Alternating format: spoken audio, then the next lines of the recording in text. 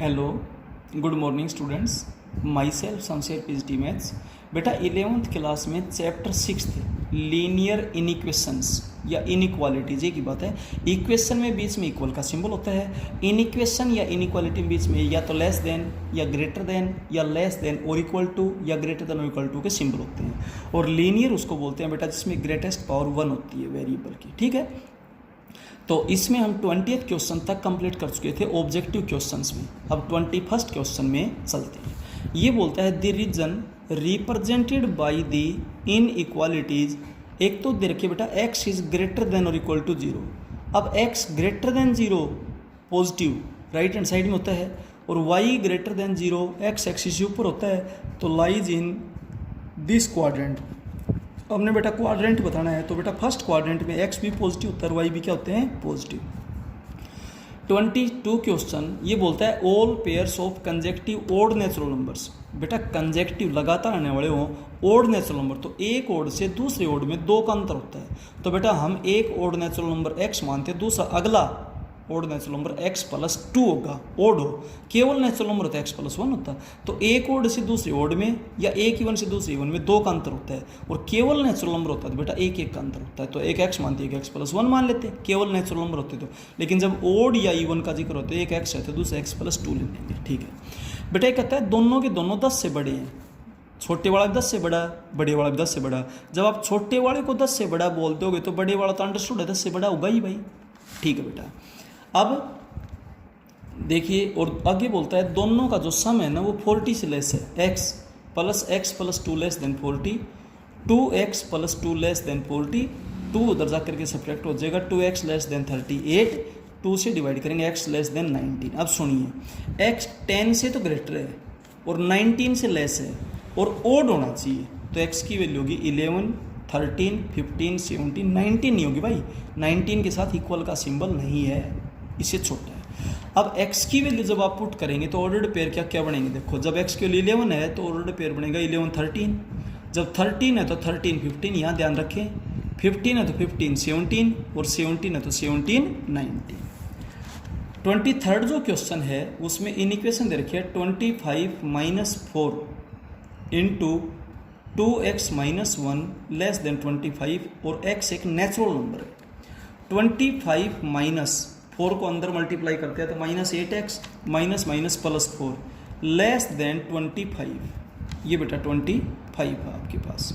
ठीक है, अब 25 + 4 29, इधर प्लस का हो जाके माइनस का हो जाएगा, क्योंकि वेरिएबल एक तरफ कांस्टेंट एक तरफ हम यूँ करते हैं। तो आपके पास 25 - 29 हो गया, तो ये आपके पास -4 आएगा। अब -8 से आप डिवाइड करोगे तो नेगेटिव नंबर से जब डिवाइड करोगे तो साइन आपका चेंज हो जाएगा, x इज ग्रेटर देन 1/2। अब बेटा नेचुरल नंबर बताओ जो 1/2 से ग्रेटर हो, सारे होते हैं 1, 2, 3, 4, 5 एंड सो ऑन इनफाइनाइटली। तो बेटा ये आपका रिजल्ट हो जाएगा, ये वो नेचुरल नंबर जो 1/2 से ग्रेटर है और x 1/2 से बड़ा होना चाहिए। ये दी हुई इन इक्वेशन को सोल्व करते हुए, तो इन इक्वेशन में बस एक ही बात मेन ध्यान रखी जाती है कि जब आप नेगेटिव नंबर से मल्टीप्लाई या डिवाइड करते हो तो साइन चेंज होता है, और जब आप दोनों तरफ पॉजिटिव नंबर से मल्टीप्लाई या डिवाइड करते हैं तो कोई साइन चेंज नहीं होता।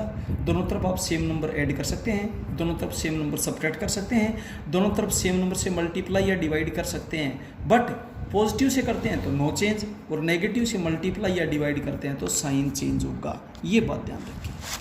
अब 24th जो क्वेश्चन है उसमें ध्यान से देखिए, 2 इक्वेशंस का सोल्यूशन पूछा है। तो आप 9th 10th में जब 2 इक्वेशंस को सोल्व करते थे तो सॉल्यूशन वो होता है जो दोनों को सेटिस्फाई करे, यानी कि दोनों का कॉमन हो। ये है 3x - 4 greater than 11। It means 3x greater than 15 हो जाएगा, 4 इधर माइनस का इधर आकर प्लस का हो जाएगा। 3 से डिवाइड करेंगे तो 3 तो पॉजिटिव है, कोई साइन चेंज नहीं होगा, x इज ग्रेटर देन 5। यहाँ पर ये 5 - 2x greater than equal to 7, -2x greater than equal to 7 - 5 2 हो जाएगा, और जब -2 से डिवाइड करोगे तो साइन चेंज हो जाएगा। ये नंबर सेकंड हो गया। अब फर्स्ट और सेकंड को जब आप सोल्व करोगे तो दोनों का इंटरसेक्शन करो। ये तो है -1 या उससे छोटा, लाइन देखो -1 या उससे छोटा, और ये है 5 से बड़ा। अब दोनों में कुछ कॉमन है, कॉमन कुछ भी नहीं है तो नल हो गया, नल हो गया इसका मतलब नो सॉल्यूशन, यानी कि कोई भी रियल वैल्यू ऐसी नहीं है जो इसको सेटिस्फाई करेगी तो इसको नहीं करेगी, इसकी करेगी तो इसको नहीं करेगी, तो बेटा नो सॉल्यूशन।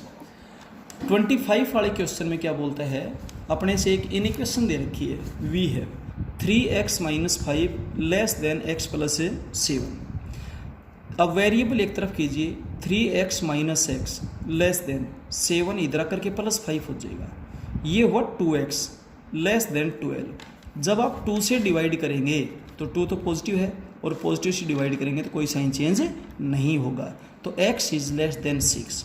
अब इसने कहा था कि x इंटीजर है और 6 से लेस है, 6 नहीं है 6 से लेस है, तो ये आपके पास होगा बेटा 5 4 3 2 1 0। इंटीजर है ना, इंटीजर में तो माइनस के भी होते हैं, डॉट डॉट डॉट आएगा बेटा, रिजल्ट में यहाँ डॉट डॉट नहीं लगा रखे, आप लगा लेना। अब चलते हैं क्वेश्चन नंबर 26 क्वेश्चन में क्या बोलता है, x + 2 upon x square + 1 greater than 1/2। अब आप एक बात तो जानते होंगे कि x स्क्वायर है, इसकी वैल्यू 0 या 0 से बड़ी होती है, क्योंकि एक रियल नंबर का स्क्वायर कभी भी नेगेटिव नहीं होता। एक रियल नंबर का स्क्वायर हमेशा या तो 0 होगा या फिर पॉजिटिव होगा। तो 0 है तो भी उसमें 1 ऐड करेंगे तो 1 हो गया, और पॉजिटिव में 1 ऐड करेंगे तो और भी और बड़ा हो जाएगा, तो बेटा रिजल्ट हमेशा ये 0 से बड़ा रहेगा। 0 से बड़ा मतलब ये पॉजिटिव है, और दोनों तरफ जब आप इससे मल्टीप्लाई करोगे तो ये तो पॉजिटिव है, और पॉजिटिव नंबर से मल्टीप्लाई करोगे तो कोई साइन चेंज नहीं होगा। क्लियर है, मैंने दोनों तरफ x² + 1 से मल्टीप्लाई किया जो कि पॉजिटिव है। अब 2 से मल्टीप्लाई कर दें, 2 भी तो पॉजिटिव है, तो ये हो जाएगा 2x + 4 greater than x square + 1। अब बेटा सभी को एक तरफ लाइए, x स्क्वायर - 2x 1 - 4 -3 हो जाएगा, x square - 2x - 3 less than 0, sign change हो जाएगा। जब आप दोनों पार्ट चेंज करेंगे तो साइन भी चेंज हो जाएगा। अब आप इसके फैक्टर करेंगे तो इसके फैक्टर x - 3 और x + 1 होंगे, फैक्टर आप अच्छे से कीजिएगा। क्लियर है। अब देखो x इज दो फैक्टर्स का प्रोडक्ट 0 से छोटा है, इट मीन्स नेगेटिव है। दो फैक्टर्स का प्रोडक्ट नेगेटिव कब होता है, जब उनमें से एक टर्म पॉजिटिव और दूसरी क्या हो नेगेटिव, या तो जब होगा, या फिर पहली टर्म नेगेटिव हो दूसरी टर्म पॉजिटिव हो, तब जाकर के रिजल्ट क्या होगा नेगेटिव। तो रिजल्ट 0 से छोटा होने का मतलब नेगेटिव, और रिजल्ट नेगेटिव जब होगा जब एक पॉजिटिव और दूसरा नेगेटिव। तो सुनिए, हम एक बार इसको पॉजिटिव मान लें तो ये नेगेटिव होगा, इसको नेगेटिव मानोगे तो ये पॉजिटिव होगा। दो ही केस होंगे, या तो ये होगा या फिर बेटा ये होगा, तो बीच में और वर्ड लगा दे। ठीक है। अब x - 3 जब 0 से बड़ा है तो ये 0 से छोटा होगा, 0 से बड़े का मतलब पॉजिटिव, 0 से छोटे का मतलब नेगेटिव। यहाँ पर x 3 से बड़ा है और यहाँ x - 1 से छोटा। अब x - 1 से छोटा है तो 3 से बड़ा नहीं हो सकता, और 3 से बड़ा है तो -1 से छोटा नहीं हो सकता, तो यहाँ तो हो जाएगा नो सॉल्यूशन। अब चलते हैं इधर जब आप चलोगे तो x - 3 less than 0, it means x is less then 3, और यहाँ पर x + 1 greater than 0, it means x is greater then -1। तो x -1 से बड़ा और 3 से छोटा। और एक बात और कही है क्वेश्चन में कि x एक इंटीजर है, तो वो इंटीजर बताओ जो -1 से बड़े और 3 से छोटे हों, तो क्या होगा 0 1 और 2। तो इस तरीके से 3 सॉल्यूशंस होंगे बेटा इस क्वेश्चन के। क्लियर हो गया। तो टोटल सॉल्यूशंस कितने होंगे 3 होंगे, total number of solutions 3। Clear है। अब चलते हैं नेक्स्ट क्वेश्चन में।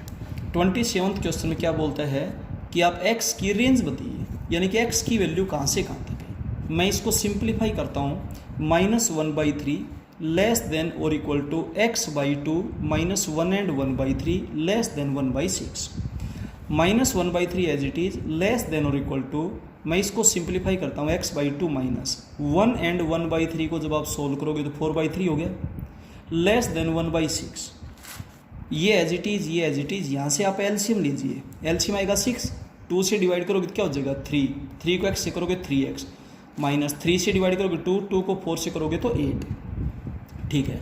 अब 3, 6 और 6 का एलसीएम क्या होता है 6। हर जगह मैंने 6 से मल्टीप्लाई कर दिया, और 6 क्या है पॉजिटिव, पॉजिटिव नंबर से मल्टीप्लाई करते हैं तो कोई साइन चेंज नहीं होता। यहाँ पर 6 से 6 कैंसिल, यहाँ भी 6 से 6 कैंसिल, यहाँ पर 6 को 3 से कैंसिल करेंगे तो 2 आ जाएगा, तो ये तो हुआ -2, ये हुआ 3x - 8 और लेस देन इक्वल टू हो गया 1। अब आप हर जगह 8 ऐड कर दीजिए। जब हर जगह 8 ऐड करेंगे तो -2 + 8 less than equal to 3x minus 8 plus 8 less than equal to 1 plus 8। अब आप कैलकुलेट करेंगे तो आपके पास रिजल्ट ही आएगा। अब हर जगह 3 से डिवाइड करें इस 3 को हटाने के लिए, तो 3 से डिवाइड करेंगे, 3 क्या है पॉजिटिव, और पॉजिटिव से डिवाइड करते तो कोई साइन चेंज नहीं होता, तो ये हो जाएगा 2, ये हो जाएगा x, और लेस देन क्या हो जाएगा 3।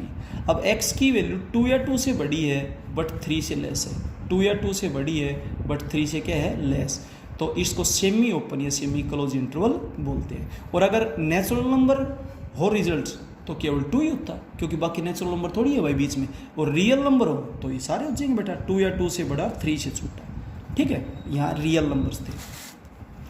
28th जो क्वेश्चन है इसमें क्या बोलता है कि दो नंबर्स कंजेक्टिव इवन इंटीजर्स है, let the pairs of positive even integers, एक x तो अगला x प्लस 2 होगा भाई। ठीक है, तो क्वेश्चन में क्या बोलता है कि दोनों के दोनों 5 से बड़े हैं, छोटे वाला नंबर भी 5 से बड़ा, बड़े वाला नंबर भी 5 से बड़ा, तो छोटे वाले को 5 से बड़ा बोल दो, बड़े वाला तो अपने आप ही 5 से बड़ा होगा भाई, नेचुरल सी बात है। इसको नंबर फर्स्ट। अब इन दोनों का सम है वो 23 से लेस है, first number x second x plus 2 दोनों का सम 23 से लेस है। 2x plus 2 less than 23, 2x less than 21 हो जाएगा। जब आप 2 से डिवाइड करेंगे तो x इज लेस देन 10.5। अब सुनो, x 10.5 से छोटा है, 5 से बड़ा है। क्लियर हो गया? इन दोनों से रिजल्ट निकालिए, इवन होने चाहिए। तो x की वैल्यू क्या होगी 6, 8 और 10। अब x की वैल्यू 6 लेंगे तो एक पेयर हो जाएगा 6, 8। x की वैल्यू 8 लेंगे तो अगला पेयर हो जाएगा 8, 10। x की वैल्यू आप 10 लेंगे तो अगला पेयर हो जाएगा 10 और 12। तो इस तरीके से बेटा आपकी ऑब्जेक्टिव क्वेश्चंस की एक्सरसाइज कंप्लीट होती है। अब मैं अगले चैप्टर के बारे में थोड़ा सा आपको इंट्रोड्यूस कर देता हूँ।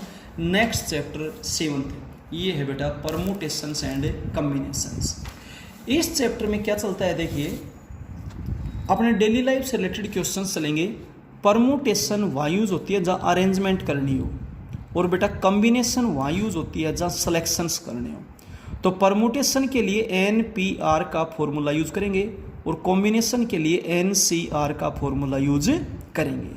अब ये दो तो आपको रिजल्ट याद करने हैं। NPR यानी कि N पैलेसिस पर R थिंग्स की अरेंजमेंट, N का factorial upon N minus R का फैक्टोरियल, ये फैक्टोरियल का सिंबल है। ठीक है, और जब आपने सिलेक्शन करने हो, जैसे आपकी क्लास में 40 स्टूडेंट्स हैं और उनमें से एक क्रिकेट की टीम बनानी है 11 स्टूडेंट्स की, तो बेटा 40C11। क्लियर है?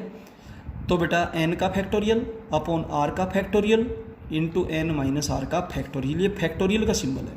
अब फैक्टोरियल के बारे में आपको और बता देना चाहूँगा, 0 का फैक्टोरियल 1 होता है, इसको विशेष ध्यान रखिएगा। फैक्टोरियल को इस सिंबल से भी डिनोट कर देते हैं, इस सिंबल से भी डिनोट कर देते हैं। अलग अलग बुक्स में अलग अलग नोटेशन ले लेते हैं बेटा, आप कैसे भी डिनोट कर सकते हैं, कोई दिक्कत नहीं। 1 का फैक्टोरियल 1 होगा, 2 का फैक्टोरियल 2 मल्टीप्लाई 1, 3 का फैक्टोरियल 3 मल्टीप्लाई 2 मल्टीप्लाई 1। तो किसी भी होल नंबर का फैक्टोरियल एग्जिस्ट करता है, नेगेटिव नंबर्स का और फ्रैक्शन वाले नंबर्स का कभी भी फैक्टोरियल एग्जिस्ट नहीं करता है। 3 का फैक्टोरियल होगा 3 मल्टीप्लाई 2 मल्टीप्लाई 1, 6। 4 का फैक्टोरियल होगा 4 मल्टीप्लाई 3 मल्टीप्लाई 2 मल्टीप्लाई 1, 24। 5 का फैक्टोरियल होगा 5 मल्टीप्लाई 4 मल्टीप्लाई 3 मल्टीप्लाई 2 मल्टीप्लाई 1, 120। 6 का फैक्टोरियल होगा 6 multiply 5 multiply 4 multiply 3 multiply 2 multiply 1 यानी कि 720। तो फैक्टोरियल के सिंबल को आप एक तो इस सिंबल से नोट कर सकते हो बेटा, जो हिंदी में आपने 20 में अधिबोधक निशान पढ़े हुए ऐसा, या फिर बेटा इस सिंबल से भी डिनोट कर देती है, ये भी फैक्टोरियल की ही नोटेशन है, दैट इज। तो यू भी डिनोट कर सकते हैं, यू भी, बट 0 का फैक्टोरियल ध्यान रखिए 0 नहीं होता है 1 होता है। क्यों होता है बेटा, ये हम आपको बाद में प्रूव भी करके बताएंगे। और 2 ही फॉर्मूले याद करना, अरेंजमेंट जहाँ भी हो वहाँ परमुटेशन यूज होगी, सिलेक्शंस जहाँ भी हो वहाँ बेटा कम्बिनेशन यूज होगी। तो क्वेश्चन में 2 टाइप के क्वेश्चंस, एक्सरसाइज में 2 टाइप के क्वेश्चंस आएंगे आपके पास इस चैप्टर में, एक तो अरेंज करने के और दूसरे सिलेक्ट करने के। तो अरेंजमेंट और सिलेक्शन ये 2 टॉपिक्स चलेंगे आप बेटा, इनको अच्छे से करेंगे।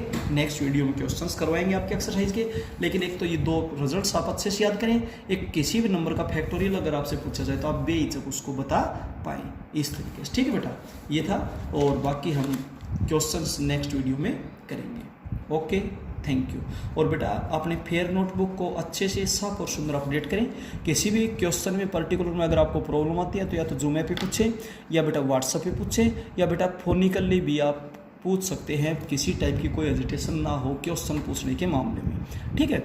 लेकिन बेटा अपने फेयर नोटबुक अपडेट करें और यूटी पर्पज से रिवाइज करते रहें पीछे के टॉपिक्स को। रोज़ बेटा 1 घंटा पीछे के टॉपिक्स को पढ़ने में दे। जितना पीछे का पढ़ते रहेंगे बेटा उतना ही आपका टॉपिक स्ट्रॉन्ग होता जाएगा, ठीक है। बहुत अच्छे से तैयारी करें, किसी भी टाइप की कोई प्रॉब्लम नहीं आएगी। बेटा 10th में सिलेबस बिल्कुल कम था, 11th में सिलेबस उसके कंपैरिजन में बहुत ज़्यादा है, तो आपको थोड़ा सा स्टडी टाइम बढ़ाने की भी ज़रूरत है, ठीक है बेटा। बाकी किसी भी प्रॉब्लम के लिए हम आपके साथ हैं, आपकी प्रॉब्लम का सॉल्यूशन करेंगे बिल्कुल वहीं पर, ठीक है। बिल्कुल फ्रेंकली बताइएगा, लेकिन जब तक आप प्रॉब्लम नहीं बताएंगे तो हम आपकी प्रॉब्लम का सॉल्यूशन करेंगे कैसे। तो बेटा आपकी हर टाइप की प्रॉब्लम का सॉल्यूशन किया जाएगा, बट डे बाय डे जो काम होता है उसको डे बाय डे कीजिए। डेली जूम क्लास को अटेंड कीजिएगा। जो वीडियो आता है उसको 1 बार 2 बार 3 बार अच्छे से देखिएगा। नोट्स आपके पास आते हैं, तो मेरे ख्याल से तो किसी टाइप की बेटा कोई वीकनेस नहीं होनी चाहिए। और फिर भी अगर कोई दिक्कत होती है तो बेटा आप बताइएगा, ठीक है। Okay, thank you.